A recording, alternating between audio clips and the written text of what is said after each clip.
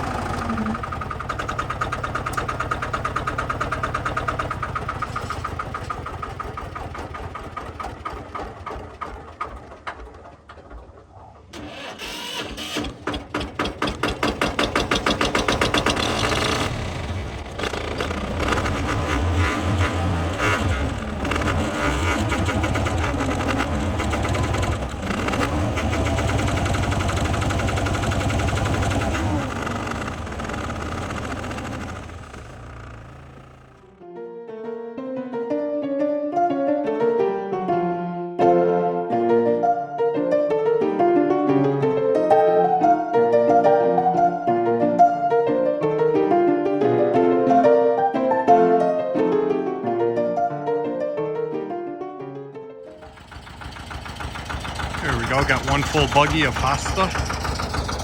The leaves all cut up. A little cleaner. Next time I mow the lawn, I'm gonna blow the flower beds out into the grass. And then that way I could bag it all up. Try to make fall cleanup a little easier. One full buggy.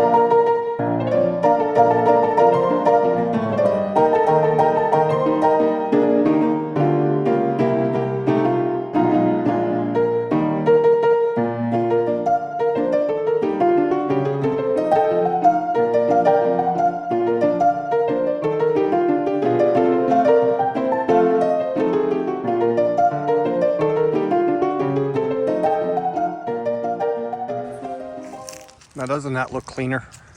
It's gonna be a lot easier to maintain once all the leaves start falling. That was the last of the flower beds, so they're all done. They're all the leaves that fell overnight. Okay, so I can just blow those right on through. Makes fall cleanup so much easier. Got all the sticks out that fell throughout the season. Nice. Much cleaner. There you go. This is what it looks like after I cut back the HOSTA.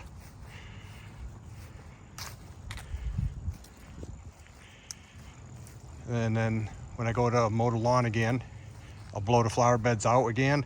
I'll get all the little ones out that I missed with the rake. And we'll be good to go. Clean, simple, and easy.